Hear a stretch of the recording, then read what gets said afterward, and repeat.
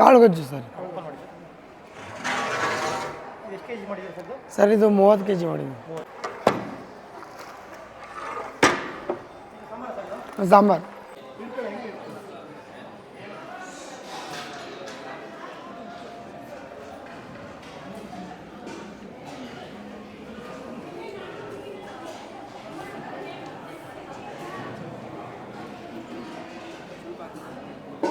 ನಮಸ್ಕಾರ sir. Okay, ಹೇಳಿ sir, ಏನು ಅನ್ನಪ್ರಸಾದ ಮಾಡ್ತಿದ್ದೀರಾ? ಸರ್ ಅನ್ನಪ್ರಸಾದ ಈ ದಿನ ಬೆಳಿಗ್ಗೆ ಸಿಹಿ ಪೊಂಗಲ್ಲು ಮತ್ತು ಟೊಮೆಟೊ ಬಾತಿತ್ತು. ಈಗ ಮಧ್ಯಾಹ್ನದ ಊಟಕ್ಕೆ ಅನ್ನ ಸಾಂಬಾರು, ಕಾಳಿನ ಗೊಜ್ಜು ಇದೆ ಸರ್. ಇದು ಟೈಮಿಂಗ್ಸ್ ಯಾವಾಗಿಂದ ಕೊಡ್ತೀರಾ ಸರ್? ಸರ್ ಎಷ್ಟು ಗಂಟೆಯಿಂದ ಸ್ಟಾರ್ಟ್ ಆಗುತ್ತೆ? ಬೆಳಗ್ಗೆ 8 ಗಂಟೆಯಿಂದ ರಾತ್ರಿ ಎಷ್ಟೊತ್ತು ಭಕ್ತಾದಿಗಳು ಬಂದರು, ರಾತ್ರಿ 11 ಆಗ್ಬೋದು, 12 ಆಗ್ಬೋದು, ಭಕ್ತಾದಿಗಳಿಗೆ ಯಾವ ವಿಧವಾದ ಅನಾನುಕೂಲತೆ ಇರೋದ್ರಿಂದ ಇಲ್ಲಿ ಪ್ರಸಾದ ನಡೀತದೆ ಸರ್. ಸರ್ ಇದು ಅಮಾವಾಸ್ಯೆಗೆ, ಹುಣ್ಣಿಮೆಗೆ ಒಂದು 3,000 ರಿಂದ 3,500 ಜನ ಸೇರ್ಬೋದು ಅಂತ ಒಂದು ಅಂದಾಜು ಮಾಡಲಾಗಿದೆ. ಹಾಂ, ರೆಗ್ಯುಲರ್ ಡೇಸ್ ಎಷ್ಟು ಜನ ಬರ್ತಾರೆ? ರೆಗ್ಯುಲರ್ ಅಂದರೆ 1,500 ರಿಂದ 2,000 ಸರ್. 2,500 ಒಂದು ಅಂದಾಜು ಮೇಲೆ ಹೇಳಲಾಗುತ್ತೆ. ಆದರೆ ಇನ್ನೂ ಜಾಸ್ತಿನೇ ತುಂಬ ಜನ ಭಕ್ತಾದಿಗಳು ಬರುವ ಈ ಪುಣ್ಯಕ್ಷೇತ್ರಕ್ಕೆ ಆಗಮಿಸುವ ಎಲ್ಲ ಭಕ್ತಾದಿಗಳು ಅನ್ನಪ್ರಸಾದವನ್ನು ಅವರು ಯಾವಾಗ ಬಂದರೂ ಈ ಚೌಡೇಶ್ವರಿ ವಿದ್ಯಾ ಚೌಡೇಶ್ವರಿ ದೇವಾಲಯವು ಊಟಕ್ಕಾಗಿ ಕಾದಿರಿಸಲಾಗಿದೆ ಭಕ್ತಾದಿಗಳಿಗೆ. ಒಂದೊಂದು ದಿನ ಒಂದೊಂದು ಐಟಮ್ ಇರುತ್ತೆ ಸರ್. ಒಂದೊಂದು ದಿನ ಬಿಸಿಬೇಳೆ ಬಾತ್ ಮಾಡ್ತಾರೆ, ಒಂದೊಂದು ದಿವಸ ಅನ್ನ ಸಾಂಬಾರು ಮಾಡ್ತಾರೆ, ಆಮೇಲೆ ಒಂದೊಂದು ದಿವಸ ಯಾವುದನ್ನ ಪೊಂಗಲ್ ಮಾಡ್ತಾರೆ, ಖಾರ ಪೊಂಗಲ್ ಮಾಡ್ತಾರೆ. ಆದರೆ ಒಂದು ಸ್ವೀಟ್ ಅಂತೂ ಇದ್ದೇ ಇರುತ್ತೆ ಸರ್. ಸರ್ ಡೈಲಿ ಪ್ರತಿನಿತ್ಯ 365 ದಿವಸ ರಾತ್ರಿ 12 ಬೆಳಗ್ಗೆ 8:30 ಸ್ಟಾರ್ಟ್ ಆದರೆ ರಾತ್ರಿ 11 ಆದರೂ ಪರವಾಗಿಲ್ಲ, 11 ಆದರೂ ಅಪ್ಪಿತಪ್ಪಿ ಯಾವುದಾದ್ರೂ ಭಕ್ತಾದಿಗಳು ಬಂದರೆ ಊಟ ಇಲ್ಲದೆ ಅಂತ ಮಾತ್ರ ಆ ತಾಯಿ ಯಾವತ್ತೂ ಕೈ ಬಿಟ್ಟಿಲ್ಲ ಸರ್. ಅನ್ನಪೂರ್ಣೇಶ್ವರಿ ಚೌಡೇಶ್ವರಿ ದೇವಾಲಯದಲ್ಲಿ ಸರ್ ನಾನೀಗ 1.5 ವರ್ಷದಿಂದ ಬರ್ತಾಯಿದ್ದೀನಿ ಸರ್. ಇದು 3ನೇ ಸಲ ಬರ್ತಾಯಿದ್ದೀನಿ ಸರ್.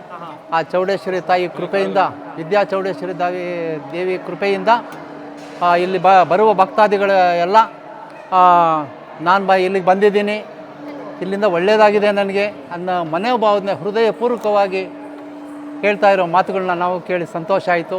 ನಾವು ಒಂದು 10 ಜನದಲ್ಲಿ ಈ ಮಾತುಗಳನ್ನ ಹಂಚ್ಕೊತಾ ಇದ್ದೀವಿ. ಆಮೇಲೆ ಗುರೂಜಿಗಳ ಹೆಸರು ಹೇಳೋಣ. ಮಂಜುನಾಥ್ ಸರ್. ಗುರೂಜಿಗಳು ಇದ್ದಾರೆ, ಮಂಜುನಾಥ್ ಸರ್ ಇದ್ದಾರೆ. ಅವರು ಗೋಪೂಜೆ ಮಾಡುವಾಗ ಬ್ರೇಕಿಂಗಲ್ಲಿ ಸ್ವಲ್ಪ ಉಪನ್ಯಾಸಗಳು ಕೊಡ್ತಾರೆ. ಆ ಉಪನ್ಯಾಸ ನಾವು ಯಾವತ್ತೂ ಕೇಳಿಲ್ಲ. ತಿಳ್ಕೊಳ್ಳೋವಂಥ ವಿಷಯಗಳನ್ನ ಬಹಳಷ್ಟು ಹೇಳ್ತಾರೆ, ಚಟಾಕಿ ಹಾರಿಸ್ತಾನೆ ಇರ್ತಾರೆ. ಅದೇ ಚಟಾಕಿ ಹಾರಿಸೋದ್ರ ಬಗ್ಗೆ ಜನಗಳಿಗೆ ಸಂತೋಷ ಆಗುತ್ತೆ. ಆ ಉಪನ್ಯಾಸನ ನಾವು ಯಾವತ್ತೂ ಕೇಳಿಲ್ಲ, ಯಾವ ದೇವಾಲಯದಲ್ಲೂ ಕೇಳಿಲ್ಲ.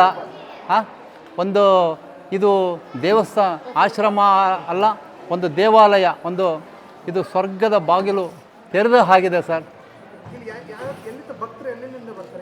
ಭಕ್ತರು ಇಡೀ ಕರ್ನಾಟಕ, ನಾನು ನೋಡಿರ್ತಕ್ಕಂಥ ಆಂಧ್ರ, ಈಗ ಬಳ್ಳಾರಿಯಿಂದ ಬಂದಿದ್ದಾರೆ ಅಂತ ಹೇಳಿದ್ರು ಬೆಳಗ್ಗೆ. ನೋಡಿ ಇವರೇ ನೋಡಿ ಬಳ್ಳಾರಿ ಭಕ್ತರು.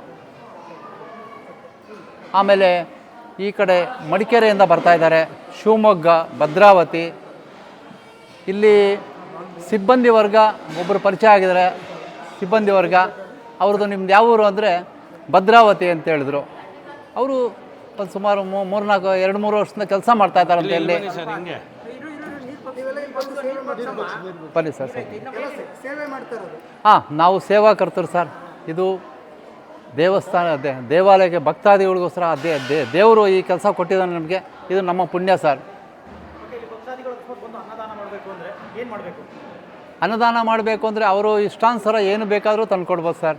ಅಕ್ಕಿ ಆಗ್ಬೋದು, ಒಂದು ತರಕಾರಿ ಆಗ್ಬೋದು, ಎಲ್ಲ ಪದಾರ್ಥಗಳನ್ನು ಸ್ವೀಕರಿಸ್ತಾರೆ.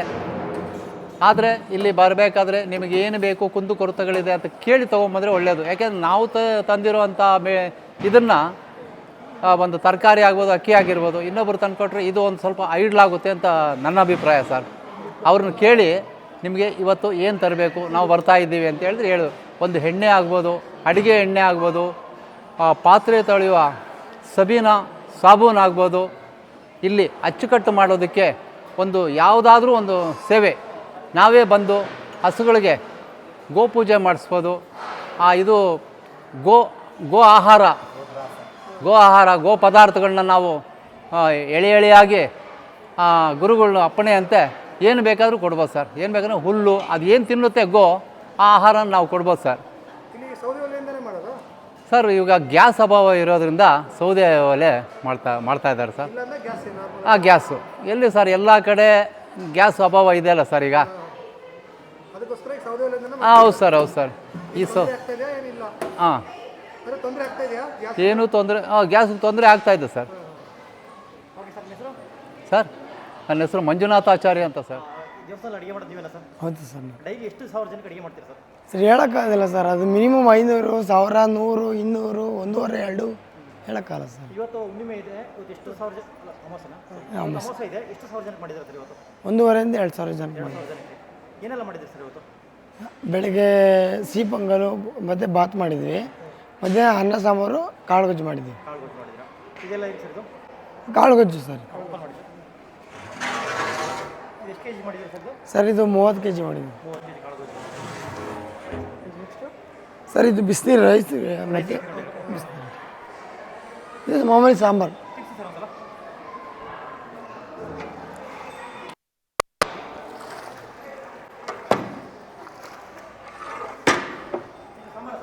ಸಾಂಬಾರು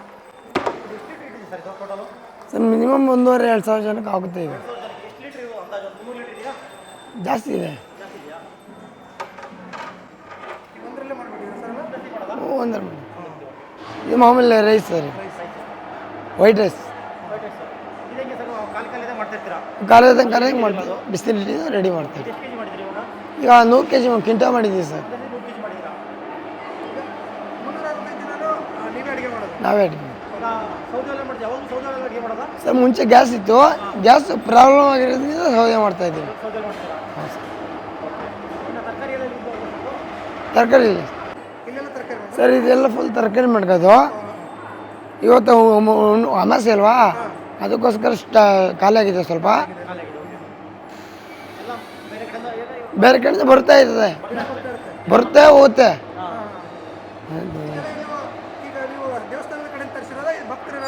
ದೇವಸ್ಥಾನ ಕಡೆಯಿಂದ ತರಿಸ್ತಿರೋದು, ಭಕ್ತಿ ಕೊಟ್ಟು ತಗೋತೀವಿ.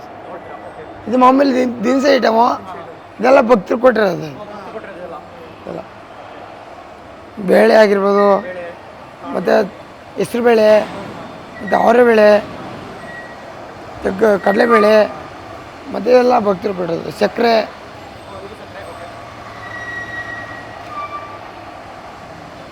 ಎಲ್ಲ ಭಕ್ತರು ಕೊಟ್ಟಿರೋದು. ಅನ್ನ ಸಾಂಬಾರು ಇದೇ ಇರ್ತದೆ, ಬೆಳಿಗ್ಗೆ ಹೊತ್ತು ನಾಷ್ಟ ಇದ್ದೇ ಇರುತ್ತೆ. ಸರ್ ಏನಂದ್ರೆ ವೆರೈಟಿ ಪೊಂಗಲ್ ಇರ್ಬೋದು, ಸಿಹಿ ಪೊಂಗಲು, ಖಾರ ಪೊಂಗಲು, ಮತ್ತು ಪಲಾವು, ಟೊಮೊಟೊ ಬಾತು, ವಾಂಗಿ ಬಾತು, ಚಿತ್ರಾನ್ನ, ಪುಳಿಯೋಗರೆ, ಗೀ ರೈಸು, ಕುರ್ಮಾ ಎಲ್ಲ ಸಿಗುತ್ತೆ ನಮ್ಮಲ್ಲಿ. ಡೈಲಿ ಒಂದು ಬಿಸಿಬೇಳೆ ಬಾತು ಮಾಡ್ತೀವಿ. ಹ್ಞೂ ಸರ್. ಇನ್ನೂರು ಹುಡ್ತಪ್ಪ ಇದೆಯಲ್ಲ 26ನೇ ತಾರೀಕು, ಅದಕ್ಕೋಸ್ಕರ ಈಗಿನಿಂದ ಪ್ರಿಪೇರ್ ಮಾಡಿ ಬ್ರಾಹ್ಮಣರು ಮತ್ತು ಅವರೆಲ್ಲ ಬಂದು ಅಡುಗೆ ಮಾಡಿ ಪ್ರಸಾದ ಎಲ್ಲ ರೆಡಿ ಮಾಡ್ತಿದ್ದಾರೆ. ಹೌದು ಸರ್. ರೈಸ್ ಮಾಡ್ತಿದ್ದಾರೆ, ಸ್ವೀಟ್ ಅದು ಬಾದಾಮಿ ಹಲ್ವಾನೇ ಮಾಡ್ತಾವ್ರೆ ಅಲ್ವಾ ಸರ್? ಅದು ಬಾದಾಮಿ ಬರ್ಫಿನ್, ಅದು ಗೋಡಂಬಿ ಬರ್ಫಿ ಅಂತೆ ಮಾಡ್ತಿದ್ದಾರೆ ಅಮ್ಮನವ್ರಿಗೆ. ಕಡಲೆ ಇಟ್ಟಿರಂಗತ್ತೆ. ಸಾಂಬಾರು, ಇದು ಸಾಂಬಾರು, ಪಲ್ಯ, ಹೆಸರುಬೇಳೆ ಎಲ್ಲ ಮಾಡಿದ್ದಾರೆ ಸರ್. ದೇವ್ರಿಗೆ ನೈವೇದ್ಯಕ್ಕೆ ಎಲ್ಲ ಕೊಡ್ತೀವಿ ಸರ್. ಹೌದು ಸರ್. ಇಲ್ಲ ಫುಲ್ ಎಲ್ಲ ಇಲ್ಲ. ಹೌದು ಸರ್. ಅದು ಅಕ್ಕಿ ರೈಸ್ ಮಾಡೋದು.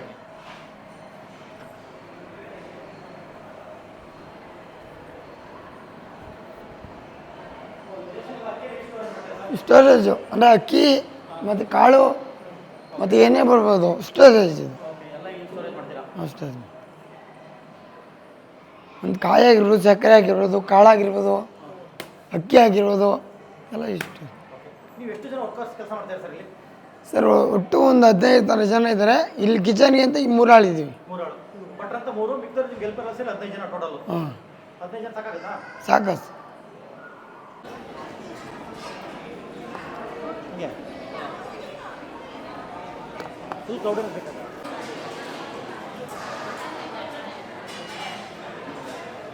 ನೋಡ್ರಿ ಆ ಕಡೆಯಿಂದ ಹೋಗಿ ಈ ಕಡೆ ಹೋಗಿ ಆ ಕಡೆ